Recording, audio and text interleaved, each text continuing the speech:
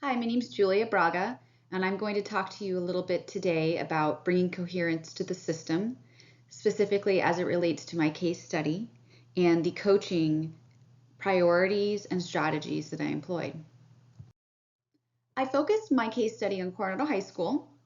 This is a school that is rather small with around 1,000 students steady.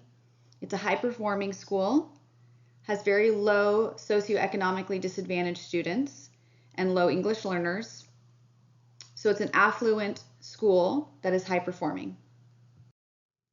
From my conversation with the principal, we identified 4 main areas of concern.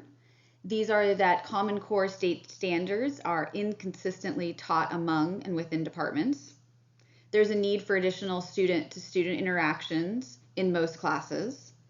Differentiation is not evident in most classes, and intervention and remediation opportunities are inconsistent.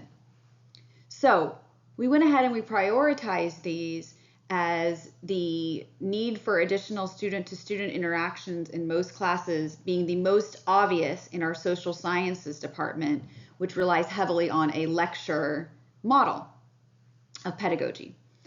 So this was going to be the priority, and my specific action was to meet with their department lead and think about how we might have them be the drivers of their own change.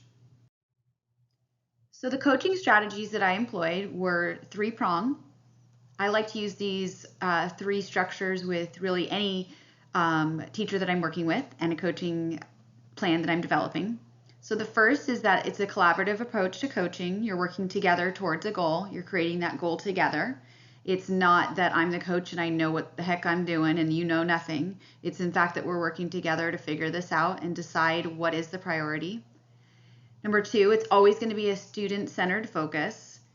The teachers should make changes to deepen student learning, and the students are the ones that are going to demonstrate really that learning and that change that's taking place. So it's about the students, it's not about the teacher.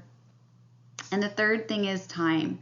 So time needs to be built in to look at student work and reflect on progress. This is always hard, time is always short, but it's an absolute necessity when you're doing coaching. Otherwise, it just won't stick. So I worked together with this teacher, the social science teacher, to develop a plan that was going to increase student-to-student interactions, and we were actually going to focus on kind of an inquiry-based model for our students. And our expected result was that students would be actively engaged in the learning versus passively listening to the teacher.